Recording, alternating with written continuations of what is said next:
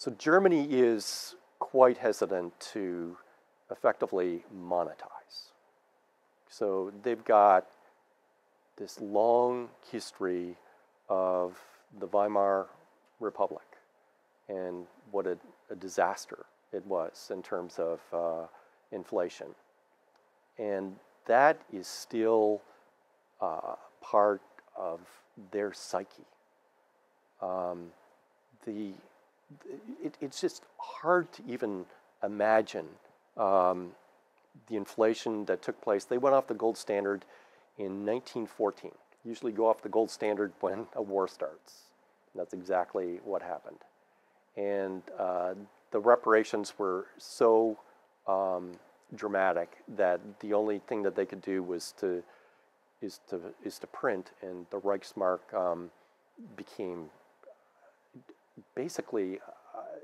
I heard a good story the other day because I'm working on a paper on gold, that people would be carrying around baskets of currency, and people would dump the currency and just take the basket because the basket was worth more than the currency that was in it. It just such a nightmare. So this idea of monetizing the debt and the inflation that it would cause, that is something that's just completely unacceptable to the average German. Even though inflation is fairly low right now, and given that there's not much economic growth, inflation probably over the short term is not going to be that high. But just the idea of this monetization, the specter of the Weimar Republic is really still fresh, even though it's a long time ago and very few people were actually even alive at that time that are living today. So that's the number one thing. The number two thing is related to it in that it seems that, as I mentioned earlier, one of the main problems is this idea that Germans believe that there is going to be a transfer union. That the monetization is just a way to tax, and the people that are paying the tax are the Germans. So it's like an indirect way to subsidize these countries that are way offside in terms of their kind of fiscal responsibility, and that's unacceptable. It's unacceptable, and it was made very clear by the Constitutional Court decision in September of 2011. So this is not something that is allowed at this point. Now, I've looked through that decision pretty carefully. Actually, I've looked through the English version of it, which is not the greatest translation in my opinion. And what sort of wiggle room is available?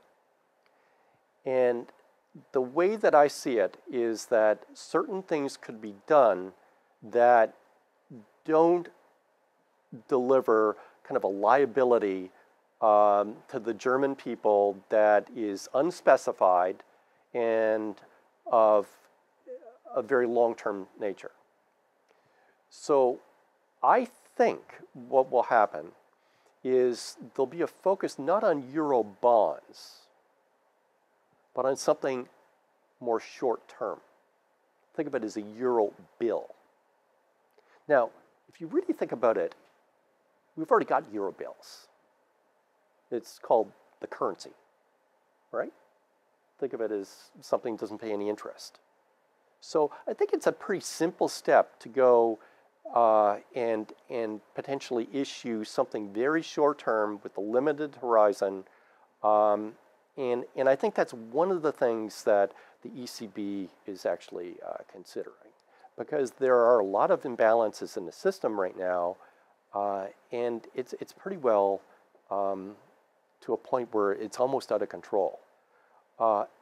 And some of the subtleties are very difficult to decode in terms of the internal workings of what's happening between banks in Europe. The top line version of this is that it is very difficult to do business across banks in Europe right now.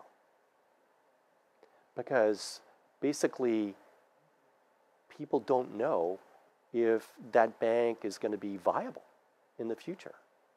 So you're going to do business with SocGen, who is downgraded today, along with two other French banks. That's risky. So any sort of longer term sort of deals are at risk.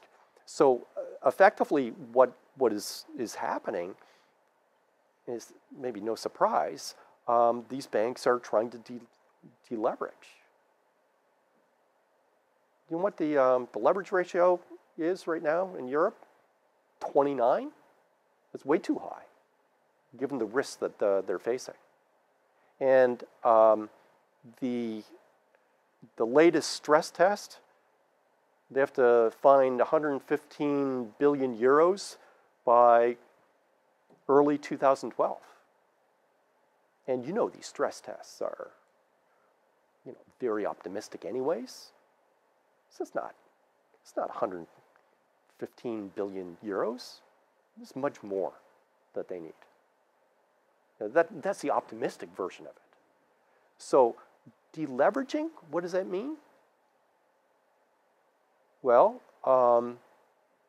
it means making less loans. It means a credit crunch.